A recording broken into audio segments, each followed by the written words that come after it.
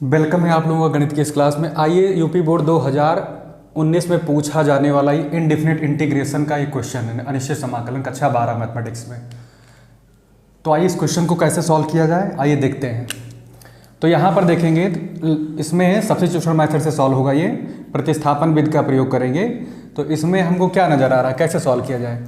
इसमें देखिए, अगर हम किसी चीज़ का डिफ्रेंशिएशन मानेंगे तो उसमें हमें कुछ ना कुछ वैल्यू मिलेगी किसी चीज़ को। तो इसमें दिखाई पड़ रहा है कि इस log x को हम लोग कुछ मान लेते हैं। तो log x को हम लोग t मानते हैं। तो हम लोग लिखते हैं यहाँ पे माना कि log x इक्वल टू कितना है, t है। ठीक है, अब इसका x के सापेक्ष हम लोग डिफ्रेंशिएशन करेंगे, differentiation with respect to x। तो x के सापेक्ष दोनों पक्षों का हम लोग क्या करेंगे, डिफ्रेंशिएशन करेंगे बोथ साइड। तो log x का डेरिवेटिव क्या होता है, सब 1/x होता है।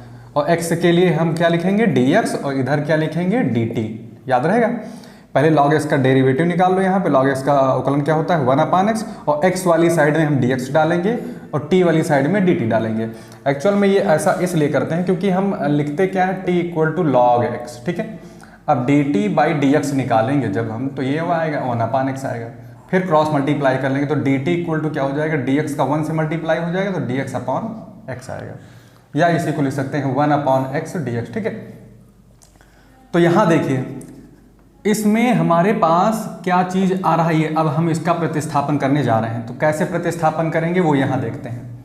इसका प्रतिस्थापन होगा, इधर ही काम करते हैं, इंटीग्रेशन का साइन लगाएंगे, dx/x, ये देख रहे हो, तो dx/x, ये देखिए इसकी पूरी यहाँ पे हम लोग क्या लिखेंगे, dt। ठीक है, और नीचे क्या हो जाएगा, नीचे हो जाएगा आपका, इसकी जगह पर आ गया केवल dt, और ब्रैकेट बनाओ, log x के प्लेस पर हम t बैठा देंगे, फिर -1 लगाएंगे, फिर t लिखेंगे, फिर +1 लगाएंगे।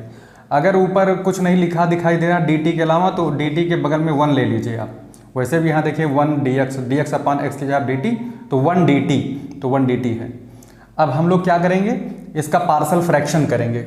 ठीक है, तो पार्शल फ्रैक्शन करने के लिए क्या तरीका होता है हमारे पास, दो तरीके हैं। 1/t+1 दिया हुआ है एक ब्रैकेट में, और t-1 दिया हुआ है दूसरे ब्रैकेट में, मल्टीप्लाई में। ये लीनियर फ्रैक्शन है, लीनियर फैक्टर है इसका, तो इसको हम लोग इजीली सॉल्व कर पाएंगे। कैसे करेंगे, इसको a/t+1 कंसीडर करेंगे, इसको b/ क्या करेंगे, t-1 कंसीडर करते हैं, क्योंकि घात इसमें एक ही है।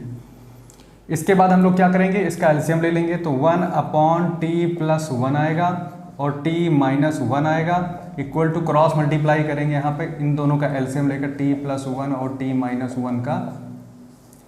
तो a के साथ ये आ जाएगा t-1 प्लस b के साथ आ जाएगा कितना, t+1।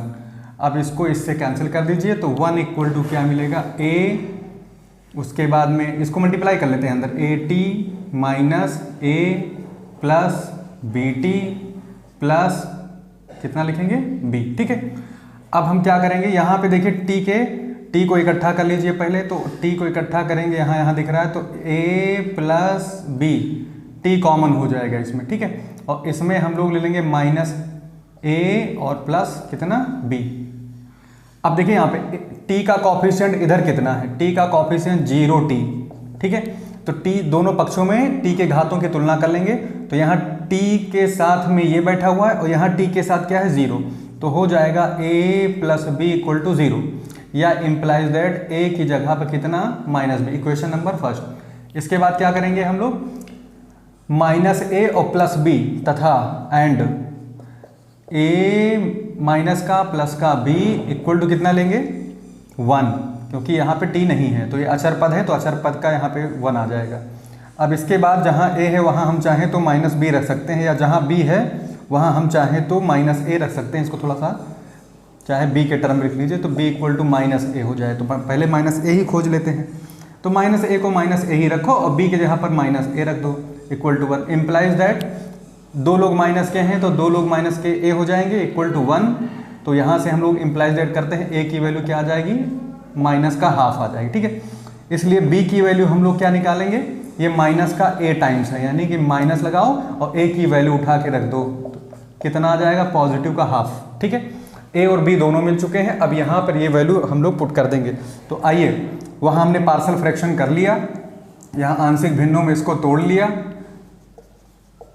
आंशिक भिन्न में हमने इसको कर लिया सॉल्व, तो हमारे पास क्या क्या आया, कितना आया, इंटीग्रेशन लगाएंगे और जरा इसके प्लेस पर 1 के प्लेस पर जो हमारी वैल्यू निकल के आ रही, ये आ रही है, इतनी आ रही।